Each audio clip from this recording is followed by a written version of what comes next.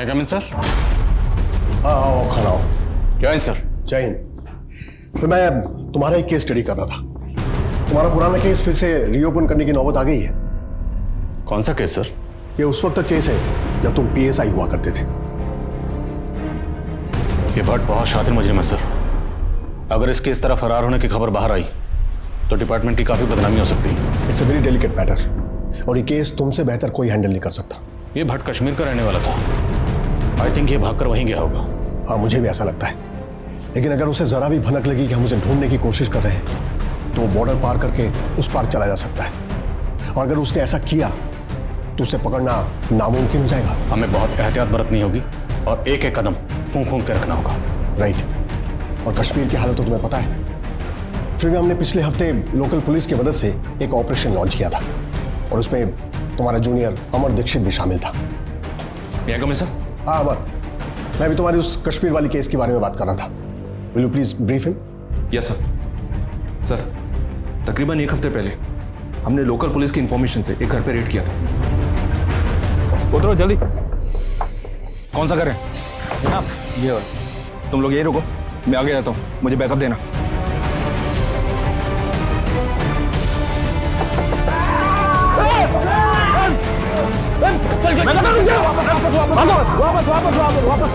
शायद यूनिफॉर्म में रेड करना गलत मूव था। हम एक और गलत मूव अफोर्ड नहीं कर सकते और ज्यादा दिन तक परोल से फरार कैदी की खबर को दबा भी नहीं सकते। अगर हमने क्विक रिजल्ट्स नहीं दिए तो ये केस सेंट्रल एजेंसी को सौंप दिया जाएगा। उसकी नौबत नहीं आएगी सर। मैं अभी इसी वक्त इस केस पर लग जाता हूँ। बट सर मेरी एक रिक्वेस्ट है। बोलो। इस मिशन के लिए team matching. Okay, thank you sir. और सर एक रिक्वेस्ट और है, मुझे इस केस में फ्री हैंड चाहिए। Okay, I fully support you. लेकिन एक बात है, जस्ट सी टू इट कि भट्ट बॉर्डर पार न कर पाए। I want him behind the bars at any cost.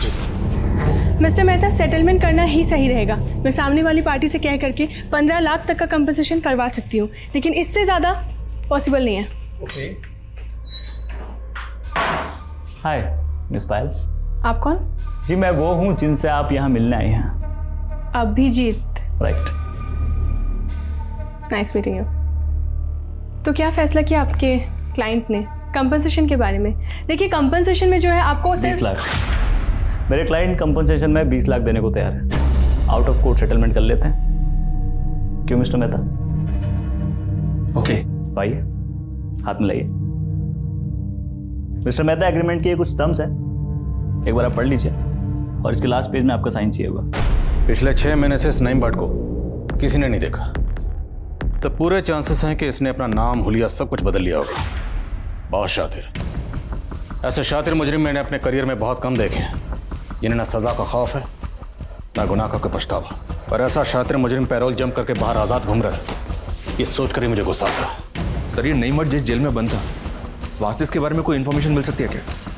क्योंकि उस जेल में कोई तो ऐसा होगा जो इसका दोस्त बना होगा। आपका होगा, क्योंकि नईम भट्ट दोस्त बनाने में माहिर है। मिस पायल, हैप्पी? आपकी सोच से ज़्यादा कंपनसेशन दिलवाया मैंने। लेकिन क्यों? अपने क्लाइंट का नुकसान क्यों? केस तो आपका भी स्ट्रांग था। लेकिन क्या है, सच आपके साथ था और क्लाइंट से ज़्यादा सच की फिक्र करने की आदत है मेरी। वाह, इम्प्रेसिव। ठीक है, मिलते हैं कभी। कल मिले कॉफ़ी पे, अगर आप फ्री है तो। So fast? नहीं, इफ़ यू डोंट वांट, हम कभी भी, आप जब आप फ्री हो तो ऐसा, जब आप। No no, I like it. मिलते हैं कल। श्योर। साहब, मैं मानता हूँ कि मैं और भट्ट एक ही सेल में 1 साल से थे। हाँ, थोड़ी बहुत दोस्ती थी उससे, पर और वो अपने ही ख्यालों में खोया रहता था। अच्छा, कभी बातचीत में उसने बताया कि पैरोल पर छूटने के बाद वो कहाँ जाएगा? कश्मीर जाएगा या कहीं और?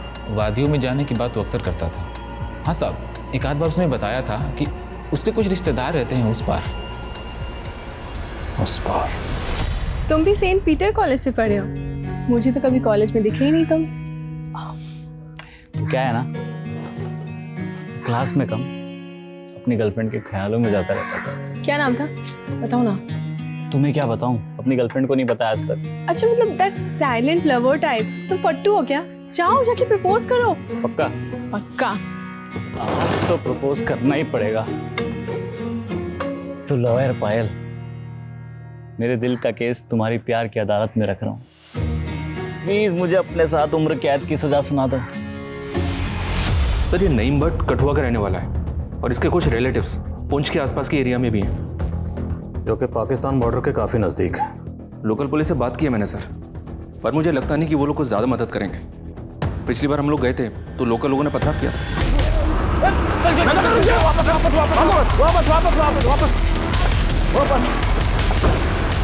इससे कुछ बातें साफ हैं। नईम भट्ट का नेटवर्क काफ़ी स्ट्रांग है, इसलिए उसे तुम लोगों के आने की खबर पहले से मिल गई। और दूसरी ये कि वहाँ के लोकल लोग नईम भट्ट को बेगुनाह समझते हैं, इसलिए उन लोगों ने पथराव किया। तो इस नईम भट्ट को हम पकड़ेंगे कैसे? पकड़ेंगे, और ज़रूर पकड़ेंगे। भेड़ों के झुंड में घुसने के लिए अगर भेड़ बनना पड़ा तो बनेंगे, पर पूरी तैयारी के साथ।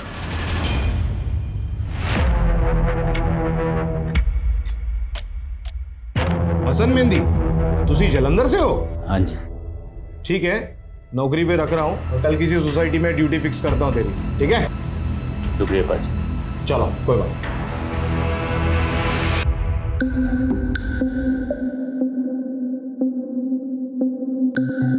तो क्या चुनाव? मैं चुना असलम।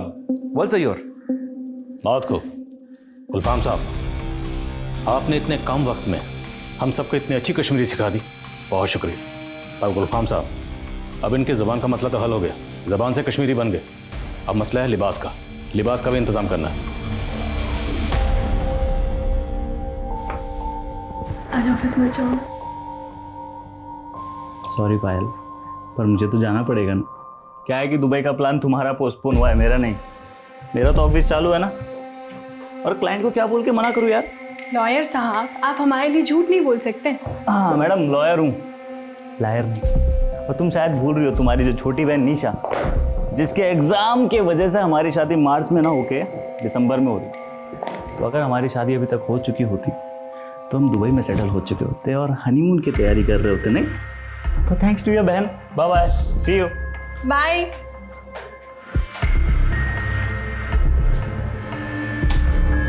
इसमें आप लोगों के कश्मीरी नाम, पते और हर तफसील मौजूद है। इसमें जो भी तफसील है उन्हें अच्छे से याद कर लीजिए, क्योंकि पूरे मिशन के दौरान हम में से कोई भी एक दूसरे को उसके असली नाम से नहीं बुलाएगा। आज से हम जो भी हैं वही हैं जो इस लिफाफे में हैं। और अगर कोई ज़रूरी बात करनी है तो हम एक दूसरे को गुलफाम साहब के ज़रिए पैगाम भिजवाएंगे। सर, गुलफाम साहब, आप कश्मीर में अपना खबरी नेटवर्क एक्टिव कर रहे हैं ना? जी जनाब। तो बस तैयार है हम लोग जन्नत के सफ़र के लिए, और जन्नत में छुपे उस शैतान को पकड़कर यहाँ लाने के लिए, वो भी जल्द से जल्द। इससे पहले कि वह शैतान किसी और मासूम को अपना निशाना बनाए, हमें गर्दन से घसीट कर उसे यहाँ लाना है।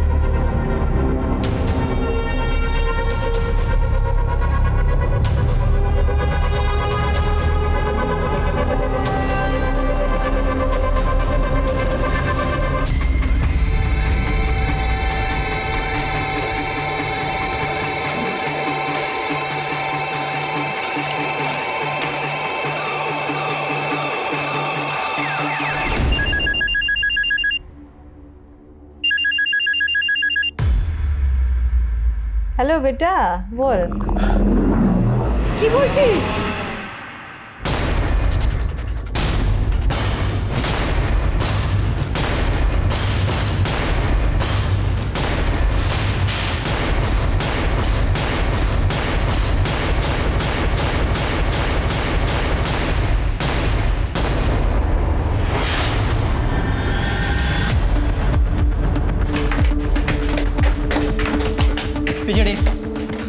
बच रही है अपनी।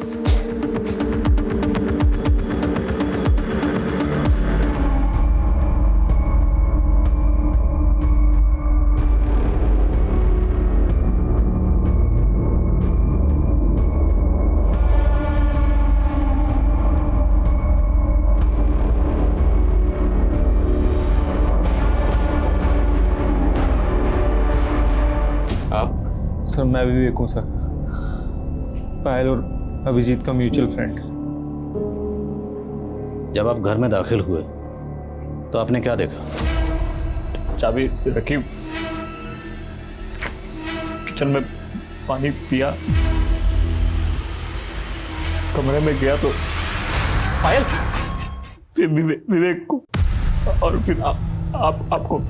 आपकी पायल से आखिरी बार कब बात हुई?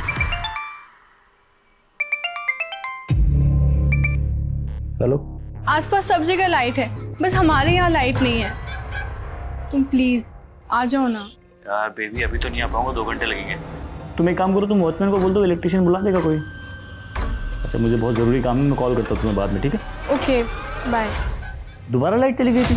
हाँ, इलेक्ट्रिशियन का कहना था कि वायरिंग का इशू है, इसलिए बार बार एमसीबी ट्रिप हो रहा था। अभी तो लाइट है। अच्छा सुनो ना, तुम कब तक आ रहे हो? जल्दी आ जाओ ना प्लीज। ओके बाबा, कोशिश करता हूँ। सर मैं पायल और अभिजीत का पड़ोसी हूँ और इस सोसाइटी का सेक्रेटरी भी।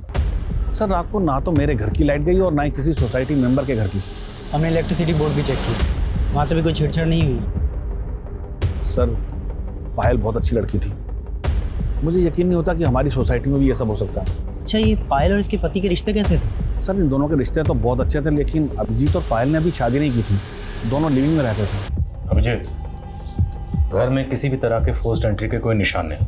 अब एक बात तो साफ है, घर में जो भी दाखिल हुआ उसके लिए या तो पायल ने दरवाज़ा खोला या फिर उसके पास घर की चाबी पहले से मौजूद। आपके और पायल के अलावा घर की चाबी किसी और के पास रहती थी? मेरे पास और एक पायल के पास। लेकिन घर में तो हमें एक ही चाबी मिली, दूसरी चाबी कहाँ? खैर दूसरी चाबी जहाँ भी है हम पता लगा लेंगे। अगर वो घर में हुई तो ढूंढ ही लेंगे। वैसे दूसरी चाबी घर में ही है ना। आप ये बताइए, आपने घर पर आने के बाद किन किन चीज़ों को टच किया? फ्रिज, बॉटल, ग्लास, इनके अलावा किन किन चीज़ों को? अब वकील ने इतना तो जानते ही होंगे ना कि क्राइम सीन को टेम्पर नहीं करते, टेम्पर करते क्रिमिनल। और आपने टेम्पर की, चीज़ों को छुआ क्यों? अच्छा आप बता रहे थे कि आप ऑफिस में देर रात तक काम कर रहे थे, राइट? किसी ने देखा होगा आपको? कोई गवाह, कोई विटनेस, कोई है? वॉचमैन ने देखा होगा शायद। जिस क्लाइंट के केस पर आप काम कर रहे थे उस क्लाइंट का नाम तो याद होगा आपको? क्लाइंट का नाम, number, mobile number? Sir I think उसको थोड़ा रेस्ट की ज़रूरत है सर। आई मीन उसकी हालत देखिए सर। अभी जो लाश गई है यहाँ से, उसकी हालत देखिए आप। खून से लथपथ लाश यहाँ से गई है और खून किसने किया ये पता करना हमारी ड्यूटी है। क्लाइंट का नाम, नंबर, एड्रेस, मोबाइल नंबर सब दीजिए। दोनों लिव इन रिलेशनशिप में रहते थे।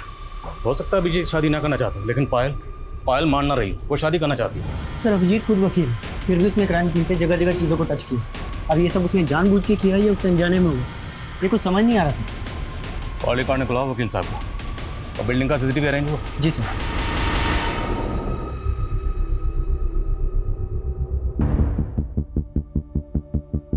बारह बज के 21 मिनट पे ये गार्ड के साथ कोई आ रहा है, शायद ये इलेक्ट्रिशियन, लेकिन चेहरा साफ नजर नहीं आ रहा।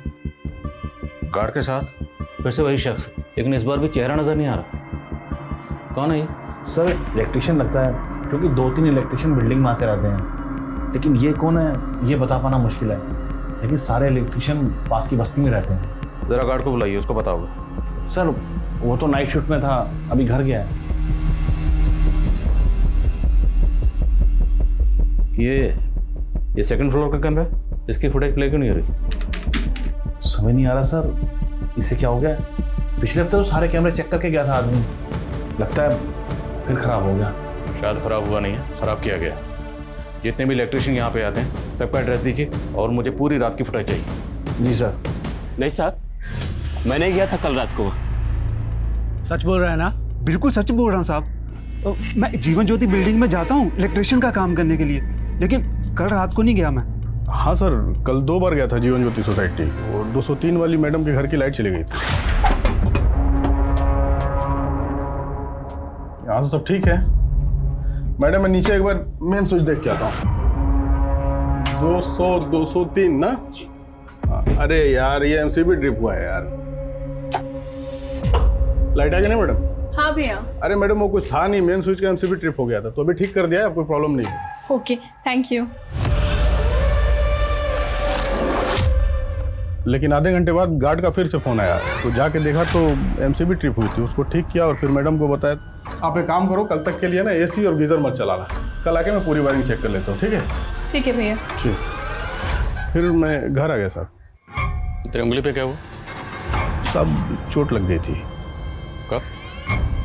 कल। कैसे? सब भाजी काटते समय। जब तुम बिल्डिंग से बाहर आए थे तो निकलते हुए किसने देखा था? हाँ साहब, वो देखा था ना, वो गार्ड अहमद ने देखा था। सब उसके पास मेरा 500 रुपया उधार है साहब, दे नहीं रहा है। आप लोग बोल देंगे तो दे देगा साहब वो। देख, अगर मुझे बाद में पता चला कि तुमने कुछ झूठ बोला था या छुपाया था तो एक बात याद रखना, मैं बत्ती गुल नहीं करूँगा, पूरा फ्यूज उड़ा दूंगा। शहर छोड़ के कहीं मत जाना, समझ गए?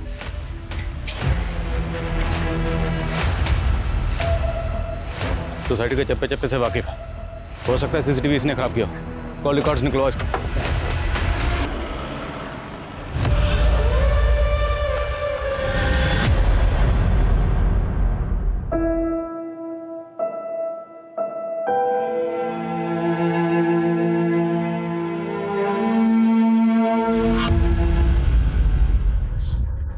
हाँ बोलो विवेक।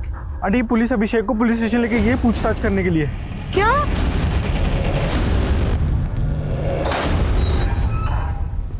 तो वकील साहब, प्लानिंग तो बड़ी तगड़ी की।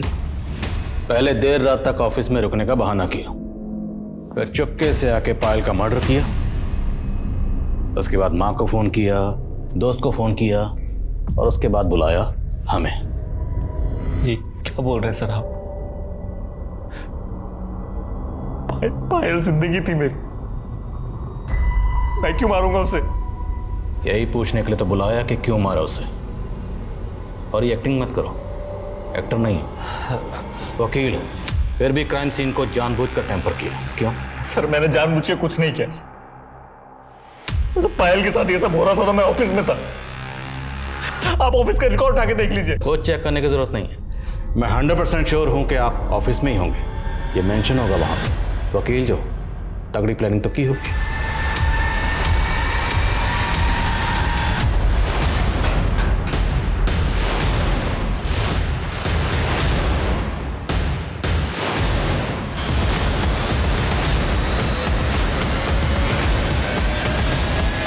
तो घर कितने बजे पहुंचे? सर कितनी बार बोल चुका हूं मैं आपसे, 4 बजे के आसपास। तो 4 बजे के आसपास जब आप अपने घर पहुंचे तो एंट्रेंस पे जो सीसीटीवी कैमरा लगा हुआ है तो उसमें आपकी गाड़ी आते हुए नजर क्यों नहीं आ रही? गेट नंबर 2 से आए। एग्जैक्टली 2 नंबर गेट से। क्यों? क्योंकि आपको पहले से पता था कि 2 नंबर का सीसीटीवी खराब है। मुझे कैसे पता होगा सर? कोइंसिडेंस हो सकता है। कोइंसिडेंस? जिस गेट से आप एंटर हुए वहाँ का सीसीटीवी खराब, जिस लॉबी में गए वहाँ का सीसीटीवी खराब, जिस फ्लोर पे आप रहते हो वहाँ का सीसीटीवी खराब, और बाकी बिल्डिंग के तमाम सीसीटीवी चल रहे हैं। वकील साहब, इसे कोइंसिडेंस नहीं, इसे कहते हैं प्लानिंग। कैसे समझाऊं सर आपको? मैंने कोई प्लानिंग नहीं की।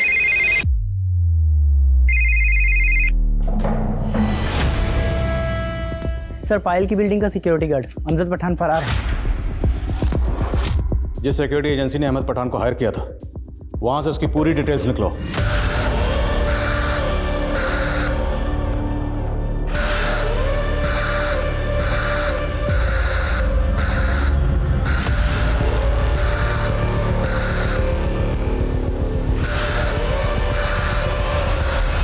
ठीक है, एड्रेस है लाल चौक कश्मीर। बस कोई एड्रेस प्रूफ नहीं लिया, ऐसी जॉब पे रख लिया। कौन है अहमद पठान? मैं किसी अहमद पठान को नहीं जानता। आप बाहर क्यों है सर? अहमद पठान 1 साल से तुम्हारी बिल्डिंग का वॉचमैन था और तुम्हें याद नहीं? हाँ हाँ सॉरी, आपने अचानक पूछा तो दिमाग से निकल गया। और अब अचानक पड़ा तो दिमाग में आ गया, है ना? अहमद पठान 1 साल से तुम्हारी गाड़ी साफ कर रहा था, तुम्हारी इससे कभी बात नहीं हुई? अब कहना क्या चाहते हैं? साफ साफ कहिए। हमने जो बोलना था बोल चुके हैं। अब साफ साफ तुम बताओ कि अहमद पठान को कितने पैसे दिए पायल को मारने के लिए? तुम्हारे और पायल के बीच में क्या प्रॉब्लम चल रही थी? सर आप क्या बोल रहे हैं? अगर आप मेरा दुख कम नहीं कर सकते, कम से कम उसे बढ़ाइए मत। दुख या पछतावा? होता है। जब कोई पहला जुर्म करता है तो उसे बहुत पछतावा होता है, उसका ज़मीर उसे बहुत कोसता है, जैसे तुम्हारा ज़मीर इस वक्त तुम्हें कोस रहा है। लेकिन इसका एक इलाज है। अगर जुर्म करने वाला अपना जुर्म कबूल कर ले तो उसे सुकून मिलता है, राहत मिलती है। अगर तुम भी अपना जुर्म कबूल कर लोगे तो तुम्हें भी राहत मिलेगी, सुकून मिलेगा।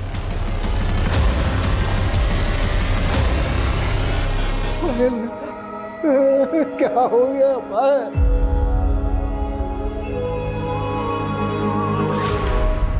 मार्च में शादी? दीदी तब तो मेरे एग्जाम्स होंगे ना। लेकिन निशा, अगर मार्च में शादी नहीं हुई तो उसके बाद सीधे दिसंबर का मुहूर्त है। और पायल, हमारे दुबई सेटल होने का प्लान पूरा पोस्टपोन हो जाएगा यार। तुम काम में क्या लगे हो? अपनी बहन को समझाओ थोड़ा। तुम फिक्र मत करो, शादी से पहले तुम्हारा जो साथ रहने का प्लान है ना, बहुत अच्छा है ना पापा?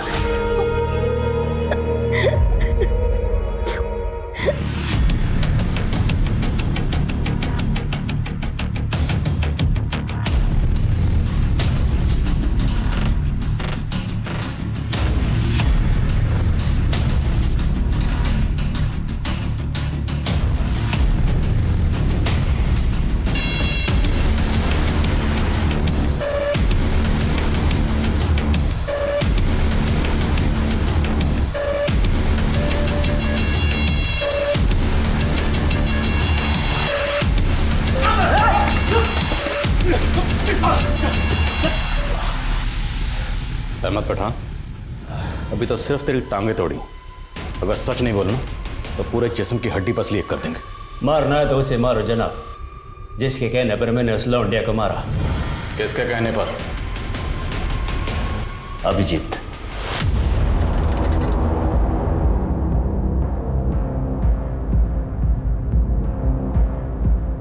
अस्सलामु अलैकुम जनाब। वालेकुम अस्सलाम। क्या हाल है? सब खैरियत? घर में सब ठीक है? देखो कैसा मौसम ठंडा हो गया। हाँ सर। और क्या खबर? जनाब, नईम भट्ट का कुछ पता नहीं चला जनाब। उसका एक चचेरा भाई भी है, यहीं रहता है पास में। नाम क्या? इरफान भट्ट। जनाब, नईम भट्ट का खास जिगरा है इरफान भट्ट। दोनों आजकल आसपास नहीं दिखते, लेकिन इरफान भट्ट मुंह छुपा के फिरता है। अगर आप उससे पूछेंगे तो शायद वो कुछ बता दे नईम भट्ट के बारे में। इस इरफान को हम देख लेंगे, तुम अपना एंटीना नईम भट्ट के लिए ऑन रखो। वक्त कम है, कहीं ऐसा ना हो बॉर्डर पार करके उस तरफ चला जाए। इरफान की डिटेल दो। ये देखिए जनाब। इरफान भट्ट? जी जनाब। ये फोटो दूसरे साहब के मोबाइल में भेजो। ओके जनाब। अच्छा मैं चलता हूँ मैं। आजा विवेक। कहाँ जा रहा है बेटा तू? ऑफिस जा रहा हूँ ना। ऑफिस? अभी अभी तो आया तू ऑफिस से 5 मिनट पहले। अच्छा। हाँ सुनो, मैं क्या बोल रही हूँ बेटा?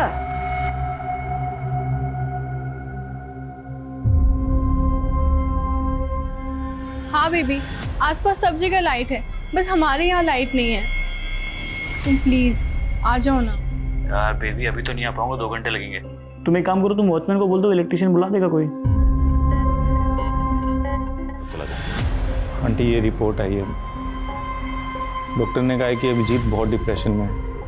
पायल की डेथ का उसके ऊपर बहुत गहरा असर हुआ है। डॉक्टर ने कहा कि कोई तो बात है जो उसे अंदर अंदर खाई जा रही है और जिसे वो एक्सप्रेस ही नहीं कर पा रहा।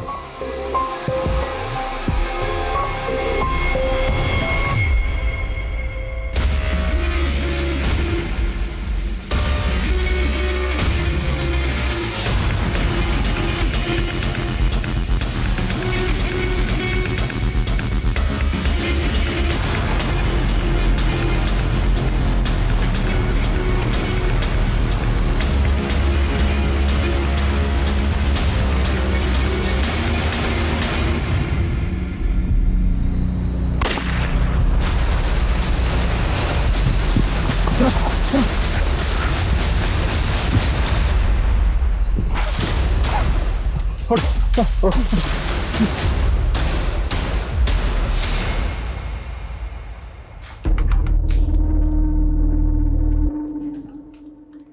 गया था बेटा तू?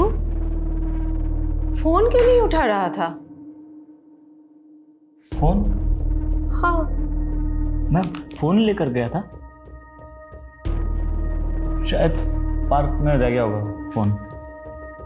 फोन कहाँ है मेरा? मेरा फोन यही कहीं तो। तू फिक्र मत कर। सुन बेटा, तू चिंता मत कर, हम नया ऑर्डर कर लेंगे, ठीक है? ये बता तू गया कहाँ था? ये लेने गया था माँ। बहुत दिन से पेंटिंग नहीं की तो सोचा पेंटिंग करूँ। वाह, बहुत अच्छा। बना, पेंटिंग बना।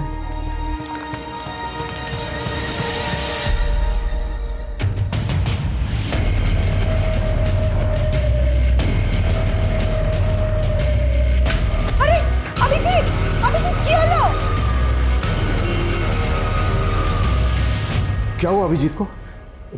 कैसी तबीयत अब? मेरी बात हुई है अंकल डॉक्टर से अभी। उसे इन्फ्लेमेटरी ब्रेन डिसीज हुआ है। उसकी मेंटली हालत बहुत नाजुक है अंकल।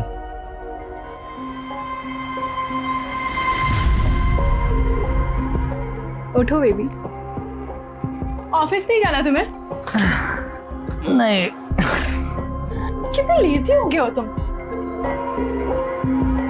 ना ही मुझे उठना है, ना ही तुमसे दूर जाना। सुबह सुबह बहुत रोमांटिक हो गए थे।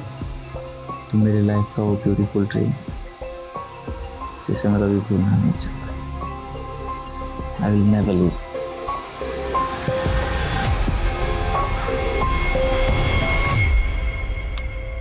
बेटा देख, तेरे लिए चाइनीज लाए हैं। बेटा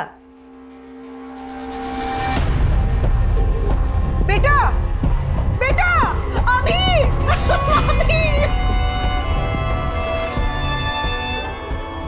अभिजीत की मौत के 6 महीने बाद कोर्ट ने अहमद पठान को पायल की हत्या के लिए सजा सुनाई।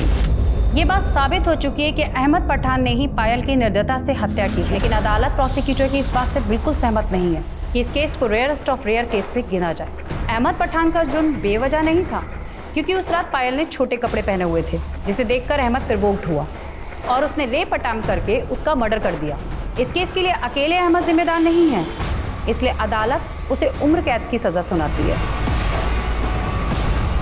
कोर्ट की टिप्पणी और फैसला लोगों को नागवार गुजरा और सेशन कोर्ट के फैसले से असंतुष्ट पायल के परिवार ने इस फैसले को हाई कोर्ट में चैलेंज किया। लेकिन फिर से जज द्वारा यही कमेंट किया गया कि लड़की ने शॉर्ट्स पहने थे, जिससे प्रवोक होकर मुजरिम ने रेप अटेम्प्ट किया और पायल की हत्या हुई। जज के कमेंट पर कई बुद्धिजीवियों ने तीखी प्रतिक्रिया दी, पर कुछ ही दिनों बाद मानो सब इस केस को भूल गए। लेकिन ये केस अभी खत्म नहीं हुआ था। ये केस एक मिसाल बनने वाला था। इस केस में कुछ ऐसा होने वाला था जो सरकार को फिर से कानून में संशोधन के लिए मजबूर करने वाला था। अहमद पठान, तो तुम्हारी माँ का ट्रीटमेंट चल रहा है। तुम्हारे बारे में किसी भी तरह की कोई कंप्लेंट नहीं है जेल से, और तुम्हारा बर्ताव भी बहुत अच्छा है, इसलिए मैं तुम्हें पूरे 90 दिन का पेरोल ग्रांट करता हूँ। शुक्रिया जनाब। पैरोल मिलने के बाद से ही पठान फरार था। 90 दिनों की बजाय 180 दिन बीत चुके थे और पुलिस को अब तक इस बात की भनक तक नहीं थी। कैदी नंबर 52, वो तो पैरोल पे है, 6 महीने थे। क्या पैरोल पे? पायल के पिता जब पठान की डिटेल्स निकलवाने के लिए जेल अधिकारी से मिले, तब पुलिस की एक कोताही सामने आई। पायल के पिता ने मीडिया में गुहार लगाई। पुलिस की ये लापरवाही अखबारों की सुर्खियां बटोरने लगी और पायल के वकील ने इसके खिलाफ हाई कोर्ट में भी अपील की। आया मैडम, एक मिनट।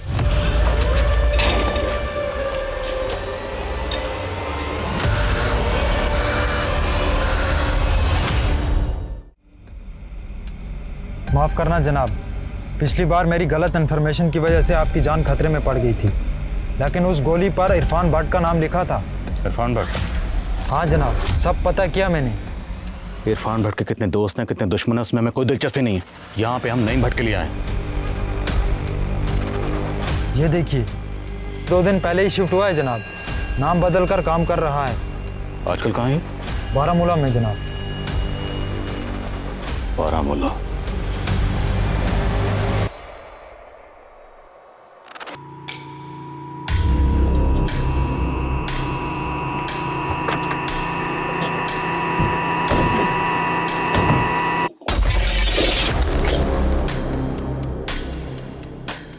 बोलता है ब्रदर, मैं तुझा खुशखबरी चोने खातिर बोलता हूँ।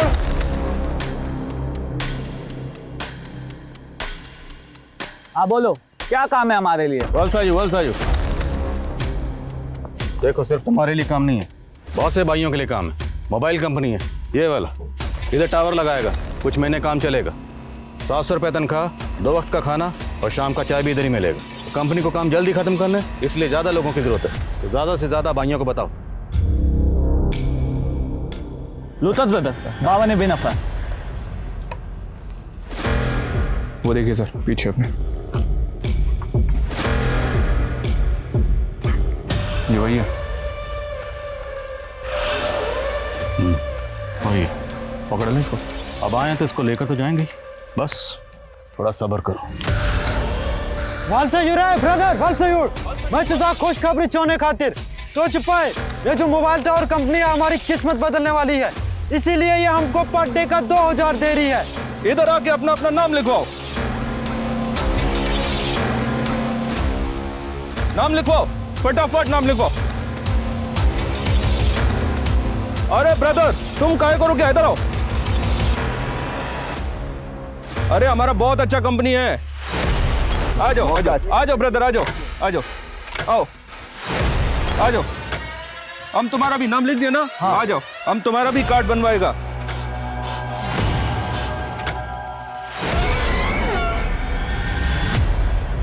तुमको अच्छा पगार मिलेगा। ये अच्छा पगार है ब्रदर, ठंडी बहुत हो रहा है, बैठो गाड़ी में, बैठो फटाफट।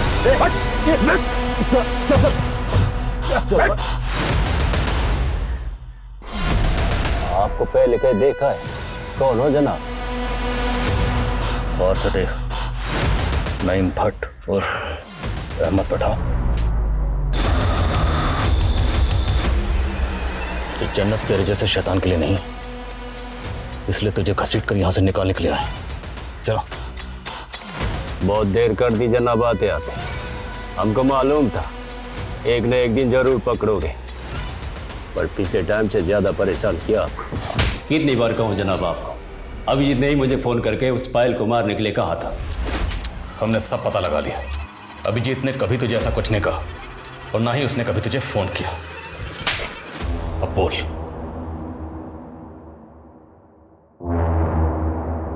तो पता चल गया जनाब आपको।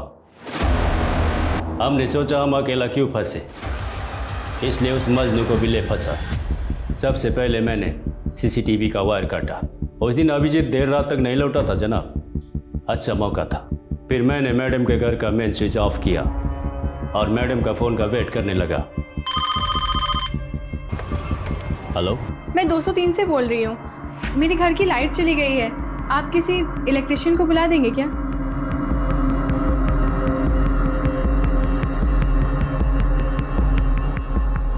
पहली बार बिजली गुल किया तब मैं चाबी लेने में नाकामयाब रहा जनाब, इसलिए दोबारा बिजली गुल करनी पड़ी। क्या भैया, बार बार लाइट जा रही है।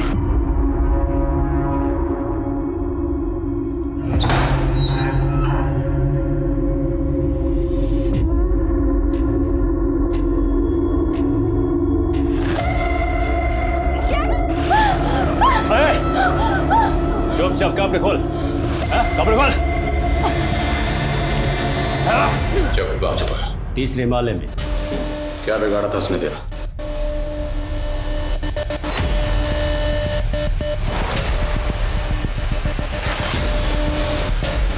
ओ भैया, नजर अपनी ना गेट पे रखिए। आपको गलत फहमी होगी मैम। देखो, जुबान मत लड़ा, बदतमीज कहीं के। थोड़ा सा उसके बदन को देख लिया तो इसका बदन घिस गया। एक औरत होकर आदमी को सुनाती है, उसकी बातें अंगार की तरह चुप रही थी, इसलिए हमने तय कर लिया कि हम उसके गुरूर को तोड़ के रहेगा।